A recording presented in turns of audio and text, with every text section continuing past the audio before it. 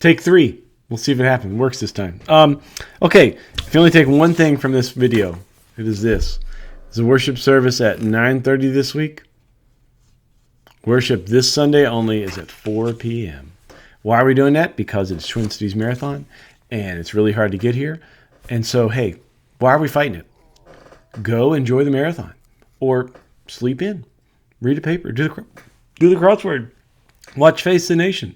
Think about, man, I really wish Tim Walz would have had a salted nut roll before the debate. I think it would have given him a little bit more, spunk. Maybe it would loosen him up a little bit. You can do those kind of things. And then at 4 p.m., after the marathon, after everything's cleared out of the way, traffic's back to normal, we're going to have worship here in a fellowship hall at 4 p.m. Here's how good of an idea this was.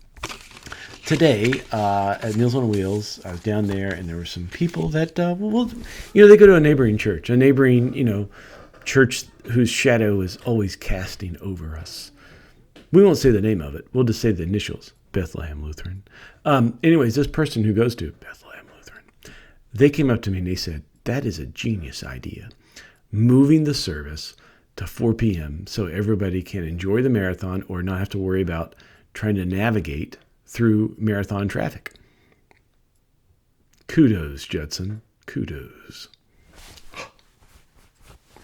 Okay, so that's at 4 p.m. this Sunday. Worship as communion as dinner party. It picks up on the themes that we've been looking at in Mike Graves' book, Jesus' Vision for Your One Wild and Precious Life. One of the chapters is feeding people. And we're going to talk a little bit on this Sunday at 4 p.m. about the miracle of Jesus feeding the 5,000. Eleanor, who is the director for Meals on Wheels, is going to be giving a personal reflection. And I asked her to think about how many times do we, as a church in partnership with Meals on Wheels, feed 5,000 people? Now, most of the time we think of a miracle because it's like that. But what if we elongate time? Time's a gift. It's a creation by God. We can elongate it and look at it differently. How many times do we do that same miracle over and over and over again? Yeah. Okay, so that's Sunday, 4 p.m. When you're here at 4 p.m., you're going to find this Judson Church Strategic Plan draft. We need you to look at this. We need you to sign up for stuff and go where you can. Now, here's think about the difference between Judson and Bethlehem Lutheran. We are obviously a lot smaller, both in size, stature, all this kind of budget, everything across the board. Smaller, although we do have better bike parking, we have more bike parking than they do, and we have a better playground than they do. Ha!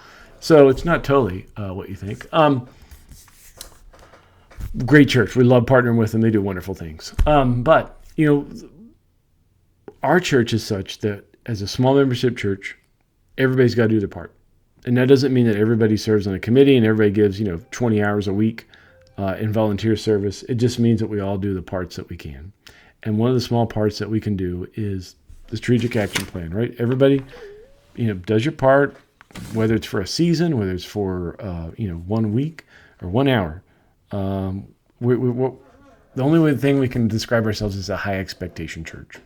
And it's the only way that our community can really flourish and get going. And it can be the community that is the kind of community that heals and that promotes a vision of social justice, that helps you in this purpose of life. And when we think of what is your one wild and precious life, we don't want to waste your hours on mindless tasks.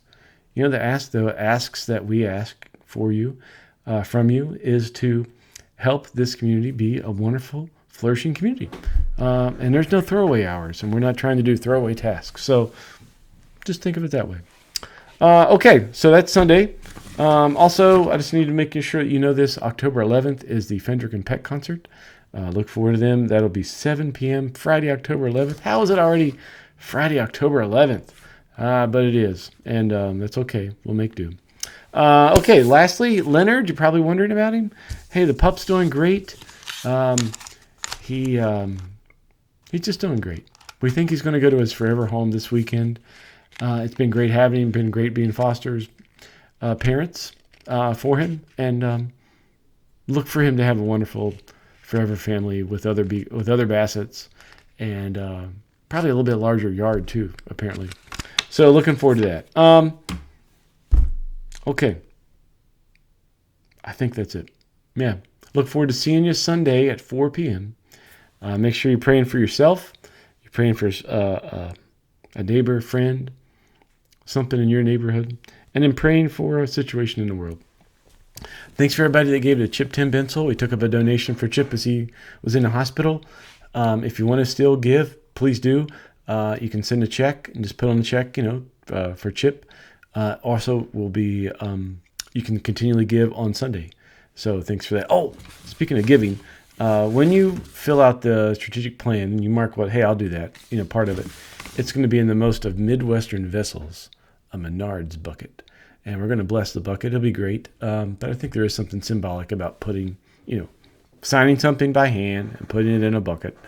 And we'll go from there. So that'll be Sunday. So thanks for giving to Chip, though. If you want to give to help with the relief from the latest hurricane, and if you want to give for relief in Thailand, there's links in the email for both of those. Okay. Hope to see you on Sunday.